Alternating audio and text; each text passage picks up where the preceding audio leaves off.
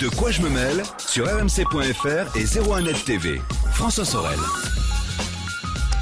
De quoi je me mêle, l'actualité des nouvelles techno, et en ce vendredi 13 février, je suis ravi évidemment d'être avec vous, mais aussi d'accueillir Pascal Petitpas. Bonjour Pascal. Bonjour François. Pascal Petitpas qui est un historique de quoi je me mêle en version audio. Et il me tardait de recevoir Pascal Petitpas en version vidéo. Et bien maintenant c'est fait. Voilà, j'ai mis ma chemise à fleurs. Oui, c'est vrai. Alors on voit pas trop les fleurs. Hein. D'ailleurs on s'est pas concerté, mais on a à peu près la même chemise. Voilà, c'était Vous avez vu ? C'est beau. Pascal Petitpas, anciennement directeur des labos Fnac et maintenant consultant en nouvelles technologies, et qui régulièrement vient dans De quoi je me mêle pour nous faire part de ses passions dans le monde de la high-tech, nous donner quelques conseils aussi dans le domaine de l'audio et la vidéo, et puis aussi nous relater, et ça va être le cas aujourd'hui, des salons, de la visite de salon qu'il a pu faire récemment. Et c'est le cas justement de l'ISE, l'Integrated System Europe. C'est bien dit ou pas? Oh, c'est formidable. Voilà, qui s'est déroulé à Amsterdam il y a quelques jours à peine. Oui, cette semaine, absolument. Voilà, vous êtes fraîchement rentré d'Amsterdam. Voilà. Pour un salon qui n'est pas très connu, il faut quand même bien l'avouer. En tout cas, pour le grand public, c'est pas... beaucoup moins que l'IFA ou le CES, bien sûr. Mais malgré tout, pour les pros, c'est un salon qui a de l'intérêt. C'est un salon tout simplement passionnant. On y voit énormément d'innovations, des idées assez fantastiques. Alors des produits extrêmement variés, puisque ça va bien sûr des produits entièrement professionnels. Alors c'est un salon professionnel. Voilà, c'est-à-dire que moi, je peux pas...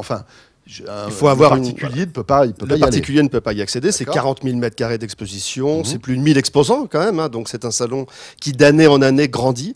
D'ailleurs, il durera l'année prochaine une journée de plus, puisqu'il n'y a pas de possibilité de s'élargir en surface. Donc on augmente sa durée. 50 000 visiteurs et beaucoup de Français. On entendait cette année beaucoup parler français sur ce salon, ce qui est aussi intéressant, puisque c'est une remarque qu'on avait déjà pu se faire dans le cadre du CES. Mais qui va là-bas? Alors qui va là-bas? À la fois les professionnels de l'image et du son. Alors quand on dit professionnel de l'image et du son, par exemple, pour ce qui est de tout ce qui est affichage, les grands murs d'affichage qu'on voit dans les plus grandes villes du monde, ces murs absolument incroyables faits de genre LED, à Las Vegas. Par exemple, à Las Vegas, mais il y en a encore des plus grands dans certaines villes d'Asie. Alors, à la fois ces grands écrans-là, et puis également ces murs d'images qu'on peut voir dans des manifestations, où avant, d'ailleurs, c'était réalisé avec des vidéoprojecteurs, où on avait entre chaque écran un bord assez épais. Et bien, on voit ici des écrans qui sont des écrans plus sophistiqués que ceux que nous avons dans nos salons, mais qui vont avoir des bords tellement fins qu'on ne voit quasiment plus les ruptures entre chacune des images. Donc c'est toutes ces grandes diagonales d'images qu'on voit par exemple au Stade de France, exactement, concerts, etc. Donc, selon plusieurs types de technologies, soit à LED ou soit des écrans juxtaposés. D'accord. Donc ça résiste bien sûr aux intempéries. Enfin, ça a une rigueur de fabrication encore plus importante que celle que bien sûr parce que c'est le concerne. C'est vraiment du professionnel. Mais il y a aussi de la caméra, il y a aussi, enfin je veux dire des chaînes de télé vont là-bas à l'ISE. Il y a des choses pour eux ou pas? Ah oui, parce qu'il y a aussi tout l'équipement des salles de spectacle.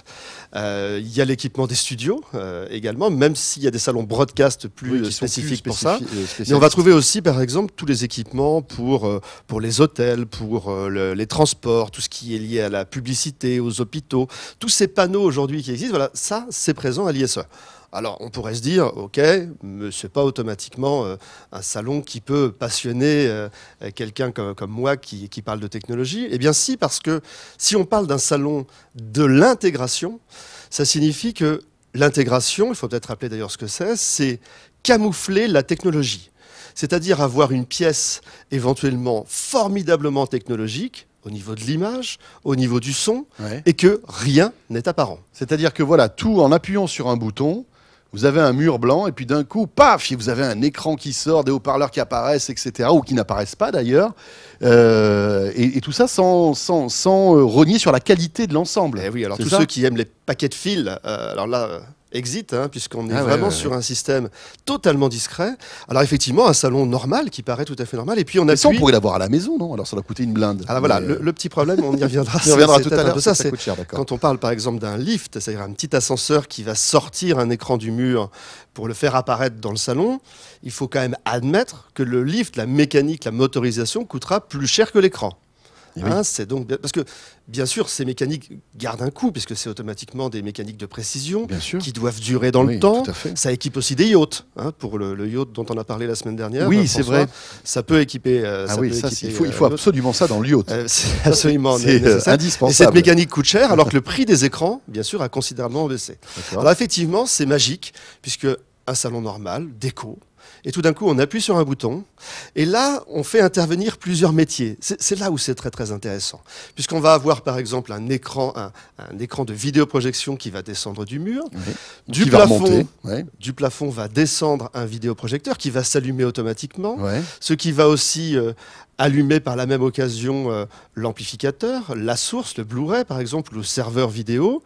Ça va nous baisser les volets si les volets étaient montés, simplement étaient ouverts. Ça va mettre la lumière à un certain niveau, un pourcentage, 25%, pour pas trop perturber les images. C'est-à-dire qu'on appuie sur un bouton et bim, on se retrouve automatiquement dans l'ambiance. En un claquement de doigts, ouais, ça c'est top. Quelque chose qui paraissait extrêmement design devient entièrement équipé avec la toute dernière technologie d'image et du son, parce que tout ceci n'est pas à l'encontre de la qualité. C'est-à-dire qu'on trouve bien sûr des superbes écrans, des superbes vidéoprojecteurs et des systèmes sonores qui sont totalement intégrés et qui pourtant offrent une qualité aussi bonne que des enceintes physiquement visibles. Pascal, c'est presque du sur-mesure finalement, parce que voilà, on peut imaginer qu'il y a des trucs standards, mais chaque salon est unique finalement, donc il va falloir pour ces constructeurs aussi faire presque du sur-mesure, non? Voilà, alors il fait aussi que ça va coûter très cher. Il y a des kits qui existent et qui permettent de s'accommoder des systèmes assez simples, à condition bien sûr qu'on soit en phase de travaux dans son salon, hein, parce que c'est vrai que quand on va intégrer un écran dans le mur, il faut, le placo, voilà, il y a un certain nombre de travaux. Ça rentre dans le placo en fait. Absolument, et donc ça va faire intervenir différents corps de métier, hein, des plaquistes, des électriciens, des décorateurs, donc c'est vraiment un investissement, hein, il faut absolument le dire. C'est pas donné malheureusement à tout le monde, mais c'est un résultat. Waouh, vraiment, c'est très waf, les femmes, on l'imagine, adorent quand la technologie est là, mais qu'elle n'est pas visible. Mais complètement. Parce que si on n'a pas besoin. Là, on réconcilie, franchement, c'est la paix des ménages, là, avec ça. Hein. C'est la paix des ménages. Et même pour le home cinéma, les enceintes, etc., on fait des trucs qui sont hyper intégrés. Les enceintes sont directement camouflées dans les murs. Alors, parfois, on voit une simple grille, et parfois, on ne voit même rien du tout. Rien du tout, d'accord. C'est-à-dire qu'on a même pu passer de l'enduit devant l'enceinte. Mais l'enduit ne va pas altérer la qualité du son. Tout a été prévu pour que le son passe. C'est-à-dire que c'est complètement magique. C'est incroyable. En plus. Voilà. Donc ça, c'est ce que l'on découvre dans ce salon de l'intégration. Alors juste une chose, si vous écoutez De quoi je me mail, sachez que la version vidéo vous permet de voir pas mal d'exemples, hein, de systèmes d'intégration, que ce soit des télés, des vidéoprojecteurs, etc. Version vidéo que vous pouvez retrouver en streaming sur 01net.com et 01nettv.com. Voilà, donc on sort son vidéoprojecteur, son écran et son téléviseur, on le disait. On peut même l'orienter. Hein. Par exemple, un téléviseur que l'on veut voir du salon et de la salle à manger va pouvoir sortir du meuble et même s'orienter légèrement pour pouvoir être visible quel que soit l'endroit de sa On a un prix ou pas? Alors, c'est difficile de donner un prix parce que, comme on le disait, c'est souvent beaucoup sur mesure. Allez, on va donner une fourchette. Hors matériel électronique, parfois simplement, ne serait-ce que la structure, ça va être plusieurs dizaines de milliers d'euros, malgré tout. Allez, en gros, un lift pour sortir un téléviseur d'un mur et le faire apparaître comme par magie, c'est entre 5 et 8 000 euros, à peu près. Quand on sait le prix d'un écran, alors ça s'adapte à des écrans jusqu'à 65 pouces, voire même sur mesure, parce que beaucoup de ces installations, on le sait, dans ce type d'installation, c'est vraiment un métier de spécialiste, et le client, ce qu'il veut, c'est que ça fonctionne et que ça soit beau. Quelque part, j'aurais tendance à dire que le prix est presque secondaire dans le sens où la demande, c'est que le fonctionnement et que l'apparence. Mais puis j'imagine que les pros font appel à ce genre de choses aussi. Complètement. Hein, et donc, des bureaux design, etc. C'est top. Alors, il y a vraiment un côté magie. On peut faire aussi, on voit là l'équipement de salles de cinéma personnelles également. La domotique est très présente dans ce salon parce que pour pouvoir piloter l'ensemble, il faut piloter à la fois des ouvrants, il faut piloter de la lumière, il faut piloter de l'audiovisuel, ce qui fait effectivement que le centre névralgique est souvent un ensemble domotique. Et d'ailleurs, une nouvelle fois, Cocorico, on a certains Français qui sont présents là-bas. Je pense à une société française qui est dans le nord de la France, qui s'appelle Live Domus, qui est un grand spécialiste et qui est capable de piloter à la fois des systèmes audiovisuels et des systèmes domotiques, et ce, en ayant sur l'écran de son smartphone ou de sa tablette la vue de la pièce. C'est-à-dire qu'on va vouloir pouvoir sortir l'écran du lift. On va juste faire un petit mouvement de bas en haut et l'écran, comme par magie, va sortir. Voilà ce que l'on peut faire. Je veux ça dans mon yacht. Alors, ce qui est intéressant aussi, c'est qu'il y a de véritables innovations technologiques sur tout ce qui va être liaison, intelligence de ces systèmes. Pour ce qui est des liaisons, je pense par exemple à cette grosse difficulté qu'on a toujours à véhiculer un signal par une prise HDMI. Dans une grande maison, par exemple, si on a besoin de le véhiculer à 100 mètres de là, on sait que le sans fil ne fonctionnera pas. Un câble HDMI de 100 mètres, ce n'est pas possible. Eh bien, on a vu exploser un système qui s'appelle le HD Base T, HD Base T. Alors, on connaît l'allure du câble qui va permettre la liaison, puisque c'est un simple câble RJ45, un simple câble Ethernet. Simplement, de chaque côté, nous avons un boîtier émetteur, un boîtier récepteur. Donc, on sort d'un lecteur Blu-ray avec le HDMI.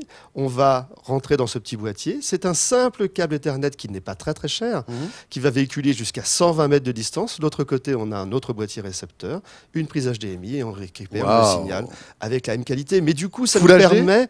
Oui, tout à fait. Et même possibilité de passer de l'UHD aujourd'hui avec un maximum de 30 images par seconde. Puisque le consortium, puisqu'il s'agit d'un consortium HD Base T, a donc annoncé la compatibilité de la nouvelle version avec l'UHD. Donc c'est ça va arriver pour le grand public aussi. Alors le HD Base T, c'est même pas que ça va arriver, c'est que ça existe. D'accord. Mais ce qui est encore plus formidable avec ce HD Base T, c'est qu'avec ce câble RJ45, on peut envoyer l'image, on peut envoyer le son, on peut envoyer les données de télécommande, on peut envoyer du data et on peut même envoyer jusqu'à 100 watts d'alimentation. Ce qui a fait que nous avons vu de l'électricité. Et nous avons vu sur le stand du consortium HD Base T un écran de 50 pouces alimenté uniquement avec un câble Ethernet et tout passe dans ce câble.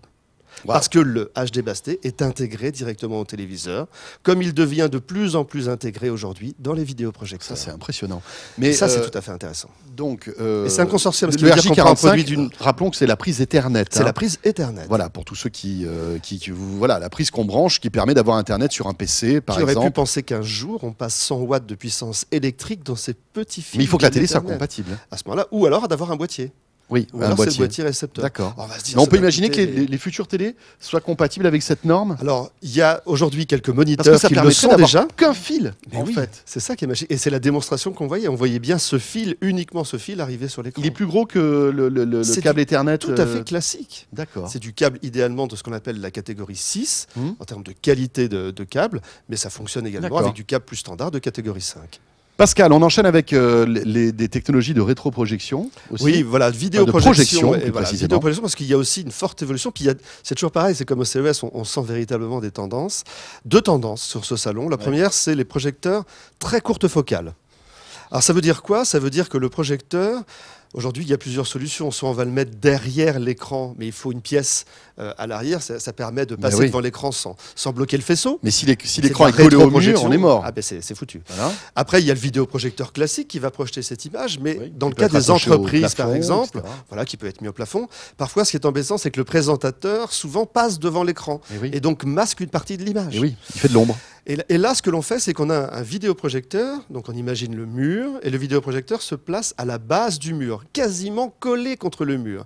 Et avec un système de miroir, eh bien, la projection va venir se refléter sur le mur. C'est-à-dire que le projecteur projette finalement vers le spectateur, avec un miroir et une correction géométrique. On se retrouve avec une image qui peut être de taille assez imposante. Oui. Et l'avantage, c'est qu'aussi bien pour le home cinéma, c'est-à-dire pour la facilité d'être placé dans un domicile, parce que du coup, ça simplifie considérablement le positionnement du vidéoprojecteur, mais également pour les entreprises, mais évidemment pour l'éducation également, parce qu'on a vu beaucoup d'applications éducatives, eh bien, on peut maintenant passer devant un vidéoprojecteur sans passer devant le faisceau. Et on fait des images jusqu'à 2 mètres de base. Donc c'est assez incroyable. Et on peut même combiner plusieurs vidéoprojecteurs courte focale pour créer une image de grande taille. Oui, c'est le cas des images qu'on est en train de voir là, si vous êtes avec nous sur la version vidéo, avec 2 projecteurs Sony 4K qui sont à proximité, qui sont collés contre l'écran et qui permettent d'avoir une diagonale d'image impressionnante. On en a vu des dizaines et des dizaines de produits, donc on sent que c'est une tendance. Parce et ça, c'est pour le grand public aussi, parce que ça existe des projecteurs. Et ça intéresse tout le monde. Ça intéresse le grand public pour le home cinéma à la maison. Mais au niveau qualitatif, Est-ce qu'on a la même qualité qu'un projecteur qui va être par exemple à 2 ou 3 mètres? Absolument, sauf que si on veut un très grand écran, il faudra légèrement éloigner le vidéoprojecteur du mur. Mais très honnêtement, lorsqu'on va être à une distance de 50 cm, ce qui est quand même assez incroyable, on arrive à faire un écran de grande taille. Et surtout, on peut les combiner entre eux. Donc si vraiment on veut faire une grande taille, on peut en associer plusieurs. Ouais. Donc ça, c'est une première tendance. Ces projecteurs Sony 4K qui coûtent une fortune. Hein, mais bon, oui, mais il y en a beaucoup plus accessibles qui ne sont pas pour autant dans cette définition. Bien sûr. Entendu. Et puis enfin, ce qui a vraiment le vent en poupe au niveau de la vidéoprojection également, c'est la vidéoprojection laser. Alors on sait que depuis des années, pour faire un vidéoprojecteur, on utilise une lampe. Lampe qui a une durée de vie relativement limitée. Lampe qui n'aime pas non plus être arrêtée. Par exemple, il y avait avant du préchauffage. Alors je sais plus si ça existe aujourd'hui. On se prend les pieds alors que le vidéoprojecteur est en fonctionnement. On se prend les pieds dans le câble et on débranche involontairement le vidéoprojecteur. La lampe n'apprécie pas du tout. On réduit sur une opération de ce genre sa durée de vie d'environ 50%. Si on la débranche de manière très abrupte, ça abîme la lampe du projecteur. Absolument, parce qu'il faut qu'il y ait une ventilation, il faut qu'elle se refroidisse doucement, au même titre qu'une lampe traditionnelle nécessite un certain temps pour être à 100% de sa luminosité. Et réduira dans le temps sa puissance lumineuse. Eh bien, on a corrigé ça avec... Enfin, il y a le LED aussi. Alors, il y a le LED, et d'ailleurs, il y a du LED couplé laser ou du laser pur. Donc là, on va remplacer la source de lumière classique par un faisceau laser, généralement un bleu et un rouge, et ensuite par un panneau au phosphore. On va réaliser en fait le canal vert, donc parce qu'on a besoin de ces trois couleurs rouge, vert, bleu, et ainsi avoir une projection qui est extrêmement dynamique, mais surtout qui nous permet d'avoir, sans aucune intervention, et donc on comprend tout l'intérêt pour les professionnels, 20 000 heures de fonctionnement d'un vidéoprojecteur, ce qui était tout simplement pas imaginable. Et avec une lampe traditionnelle, on est à combien d'heures ? On est à peu près au 5e ou au 6e de cette durée. Ce qui veut dire que pour beaucoup, on achètera un vidéoprojecteur, en tout cas pour le grand public, sans jamais avoir à changer. On a la durée de vie d'une télé, quoi. Voilà. Et puis pour le professionnel, avec cette possibilité de l'éteindre sans se poser de questions. Et là, on l'éteint directement. Il s'allume instantanément à 100% Et au niveau de sa qualité, puissance. encore une fois, on a la même qualité qu'avec des projecteurs lampes. Pour être tout à fait honnête, on est pour l'instant un peu en dessous, à mon goût. Mais à quel niveau ? Au niveau luminosité ? Alors en fait, on n'a pas encore toutes les définitions. Et puis en termes de... Alors luminosité et contraste, on arrive au même niveau que les lampes aujourd'hui. Mais ce qui est mis en avant surtout, avec une qualité donc très proche qui ne fera que de s'améliorer avec le temps, c'est surtout cette autonomie, enfin en tout cas la capacité de ce produit de fonctionner des journées entières, des mois et des années. Et ça, c'est bien sûr... C'est-à-dire que pour une utilisation, on va dire, professionnelle, c'est idéal. C'est idéal. Voilà. Et j'imagine que ça va coûter plus cher aussi. Non. Oui, enfin, on commence à en trouver à tous les prix, puisqu'on commence à trouver des produits bureautiques, donc des petits produits qui se projecteurs laser bureautiques, et qui sont à quelques centaines d'euros, 800, 900 euros. Ah donc, ça devient extrêmement raisonnable. Voilà. Alors, c'est une technologie qui existe depuis quelques années, mais on commence à la voir arriver à la fois de manière qualitative et sur des produits plus accessibles. À terme, ça va remplacer les autres technologies de projection ? Peut-être. Alors voilà, il y a toujours beaucoup d'enjeux, puisqu'il y a un gros marché sur les vidéoprojecteurs plus traditionnels, mais effectivement, si la qualité et les prix sont au rendez-vous... le jour où on aura, où les adeptes, les cinéphiles auront la même qualité, on peut imaginer que ça. Mais c'est vraiment intéressant. Avoir un remplacement. Et tout, le HD Basté, les vidéoprojecteurs, l'intégration, et voilà ce que nous réserve ce salon ISE. Et franchement, on en revient avec un grand sourire parce qu'on se dit il y a beaucoup d'innovations qui existent dans le grand public et dans le professionnel. C'est ce que vous me disiez tout à l'heure, vous avez été même presque plus impressionné par l'ISE que par le CES. Très honnêtement, oui. C'est incroyable. Oui, plus d'innovation. C'est fou, hein. Voilà. Très bien, on y était à ce salon ISE grâce à vous, Pascal. Merci beaucoup. Merci François. Pascal Petitpas, consultant en nouvelles technologies. Pascal, on se retrouvera très bientôt pour parler d'un autre sujet qui n'a strictement rien à voir. On va parler de serrures connectées. Vous avez essayé une serrure connectée chez vous et vous allez nous raconter ce que ça donne. Un vrai coup de cœur. Voilà, un vrai coup de cœur. Ça sera très bientôt dans De quoi je me mêle, donc stay tuned, comme on dit. Vous restez avec nous, De quoi je me mêle se poursuit, que ce soit en version audio, version vidéo, avec Victor Jakimovic qui me rejoint. À tout de suite. De quoi je me mêle sur rmc.fr et 01net TV.